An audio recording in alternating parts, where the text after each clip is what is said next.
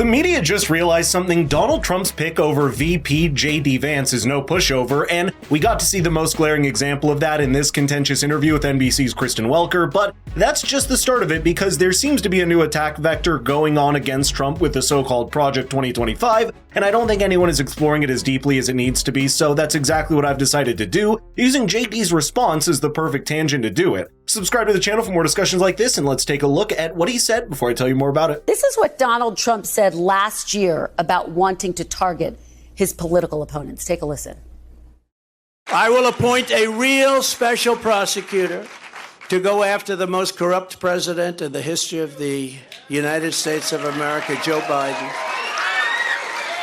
and the entire Biden crime family. Senator, if former President Trump were to win, if you were to be his vice president, would you support him appointing a special prosecutor to go after his political enemies, the Bidens? Well, first of all, Kristen, I find it interesting how much the media and the Democrats have lost their mind over this particular quote. Donald Trump is talking about appointing a special prosecutor to investigate Joe Biden for wrongdoing. Joe Biden has done exactly that for the last few years and has done far more in addition to that to engage in a campaign of lawfare against his political opposition. I think what Donald Trump is simply saying is we ought to investigate the prior administration. There are obviously many instances of wrongdoing. The House Oversight Committee has identified a number of corrupt business transactions that may or may not be criminal. Of course, you have to investigate to find out.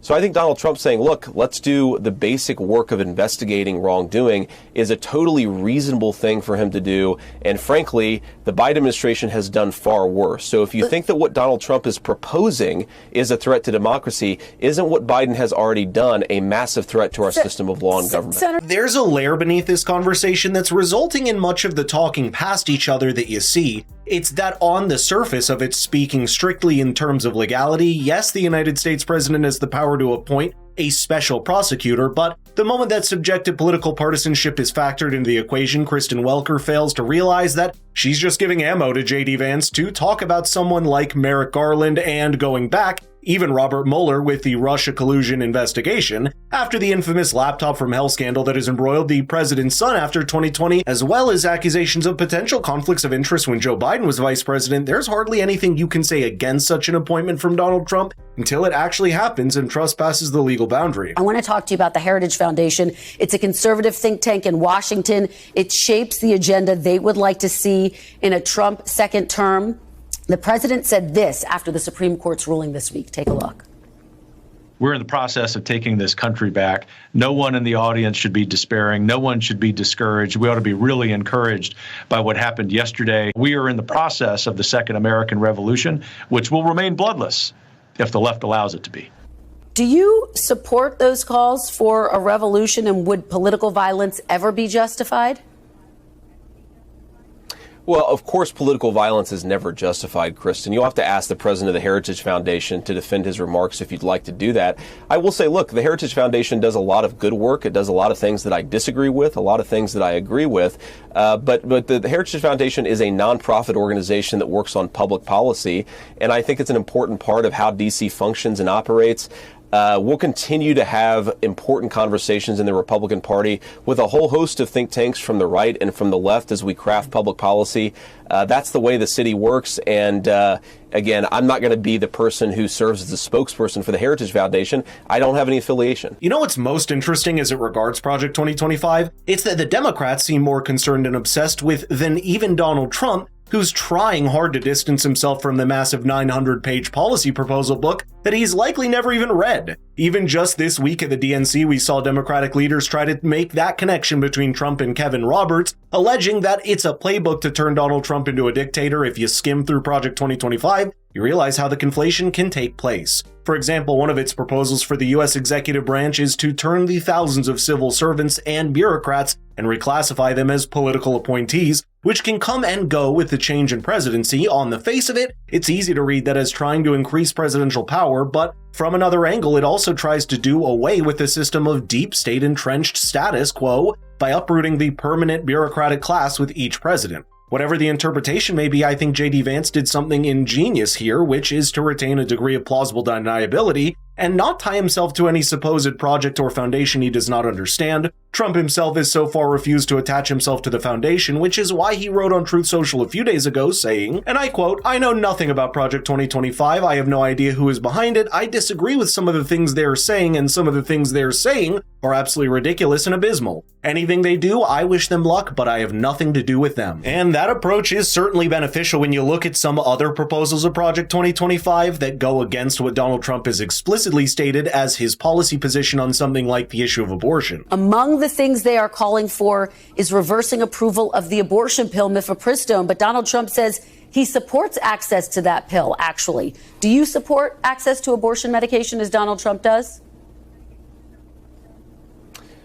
Well, Kristen, you asked about Project 2025, and I want to be clear here that Trump explicitly has said his own transition team runs the Trump transition and will run the Trump administration. Again, you have a whole host of organizations, some of which have good ideas, some of which have bad ideas, and some of which have both. And I'm sure the Trump administration will talk to a lot of people as it's crafting an agenda to bring back American manufacturing jobs, to lower inflation, and to bring peace and prosperity back to the world. That's the whole reason why me and so many others are trying to reelect Donald Trump, is because the agenda actually worked. It was his agenda, and I think it'll work again for the American people. On the question of the abortion pill, what so many of us have said is that, look, we certainly don't, the Supreme Court made a decision saying that the American people should have access to that medication. Donald Trump has supported that opinion.